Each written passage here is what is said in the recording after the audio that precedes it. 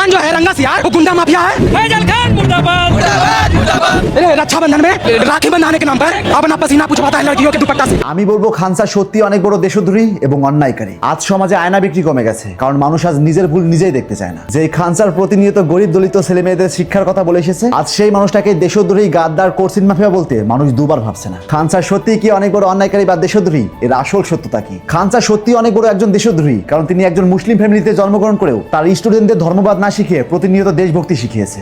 लेकिन क्या कहेंगे भारत में आज हमको ये लोग ने हिंदू मुसलमान बना दिया। आप इन लोग को सद्बुद्धि दीजिए कि हम सब आपके संतान हैं, हिंदुस्तानी बन के रहे।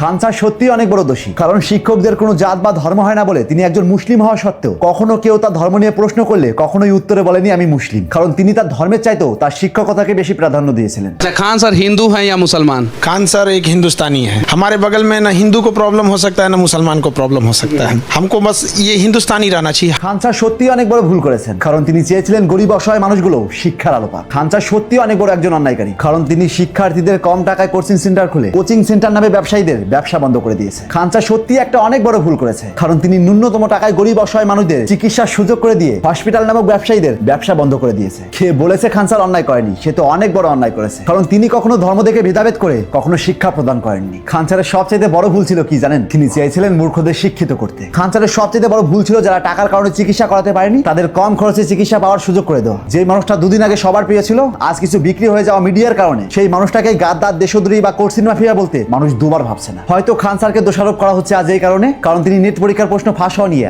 আওয়াজ তুলেছিলেন। भाई माई का लाल हमारा पेपर लीक करके देख लेना यहाँ पर, उनको व्यवस्था कर देंगे हम लोग यहाँ पे। जो लीक करता है उसका इनकाउंटर कर दिया जाए यहाँ पर, खत्म कहानी, मार के उड़ा दीजिए यहाँ पे, बुलडोजर चढ़ा दीजिए यहाँ पे। আজ তিনি সবার কাছে খারাপ, কারণ তিনি চেয়েছিলেন কিছু সংখ্যক ডাক্তার নামক ডাকাতদের রুজি পুঁজি বন্ধ করতে। আজ তিনি সবার কাছে গাদ্দার, কারণ তার স্বল্প মূল্যের কোচিং সেন্টারের কারণে কিছু কোচিং ব্যবসায়ীদের ব্যবসা বন্ধ হতে চলেছিল। আজ কিছু সংখ্যক মানুষ তাকে দেশদ্রোহী বলতেও দুবার ভাবছে না, কারণ খান স্যারের কারণে যদি সমস্ত অশিক্ষিত মানুষ শিক্ষিত হয়ে যায়, তবে একটা সময় পর ওই মানুষগুলোই দুর্নীতির বিরুদ্ধে আঙুল তুলবে এবং দুর্নীতিবিদ নেতামন্ত্রীরা আর দুর্নীতি করতে পারবে না। বিশ্বাস করুন, আজ তার এতটুকু বদনাম কিংবা তার উপরে এতটুকু অন্যায় হতো না যদি তিনি কোনো পার্টিকে সমর্থন করতেন, বাচ্চাদের শিক্ষার সাথে নিজের ব্যাংক ব্যালেন্স ভরতে ব্যস্ত থাকতেন, যদি প্রাইভেট স্কুলগুলো বন্ধ করার জন্য आवाज ना तुलते। प्राइवेट स्कूल को बंद कर दीजिए, एजुकेशन सिस्टम तबाह हो जाएगा। पूरी एजुकेशन सिस्टम प्राइवेट लोगों ने संभाल के रखा है। चाहे वो नर्सरी का, आप अपने गांव का बात बताइए, आपके जिला का अगर कोई 10 अच्छे स्कूल बताइए जिसमें एक भी सरकारी आता हो। একটা মানুষের এক জায়গায় পৌঁছাতে অনেক রকমের বাধা বিপত্তির সম্মুখীন হতে হয়, তারপর সেই জায়গাটা পায়, কিন্তু সেই মানুষটাকে ধ্বংস করার জন্য একজন স্বার্থবাদী মানুষের নজরই যথেষ্ট। সমাজে আজ যে ব্যক্তি মানবতার জন্য লড়ে, গরিব দুঃখীদের কথা ভাবে, আজ তারাই সবচেয়ে বড় অন্যায়কারী উপাধি পায়। অথচ যারা দিনের পর দিন ধর্মের মধ্যে ভেদাভেদ সৃষ্টি করে প্রতিনিয়ত দেশটাকে ক্ষতবিক্ষত করতে চাইছে, তারাই মুক্ত বাতাসে দিনের পর দিন অন্যায় করে যায়, কিন্তু তাদের বিরুদ্ধে কোনো প্রতিবাদ হয় না। কথায় আছে, যারা সত্যি দেশের জন্য ভেবেছিল, যারা দেশের জন্য কিছু করতে চাইছিল, যারা মানবতা প্রচার করে ধর্ম নিয়ে কখনো ভেদাভেদ সৃষ্টি করেনি, তারা এই পৃথিবীতে বেশি দিন লাস্টিং করেনি আর করবেও না। যার জলজান্ত প্রমাণ হয়তো এই খান স্যার। তো আপনার কি মনে হয়, খান স্যার কি সত্যি একজন অন্যায়কারী বা দেশদ্রোহী? তার আসল উদ্দেশ্য ছিল কি মানুষের ভালো করা, নাকি নিজের স্বার্থ সিদ্ধি করা? আপনার এই মূল্যবান মতামত কমেন্ট বক্সে লিখতে একদম ভুলবেন না। আর হ্যাঁ, আমি আমার ভিডিওতে কোনোদিন কোনো ভিডিও শেয়ার করতে বলিনি, কিন্তু আজকে বলছি, আপনি যদি সত্যি একজন খান স্যার ভক্ত হয়ে থাকেন, তাহলে ভিডিওটি প্রচুর শেয়ার করুন, কারণ এই সমস্ত মানুষ হারিয়ে গেলে হারিয়ে যাবে গোটা একটা প্রজন্মের উজ্জ্বল ভবিষ্যৎ। তাই আজ থেকে চোখ খুলুন আর এরকম ইন্টারেস্টিং ভিডিও প্রতিনিয়ত পাওয়ার জন্য তাপস এক্সপ্লোরার পেজটিতে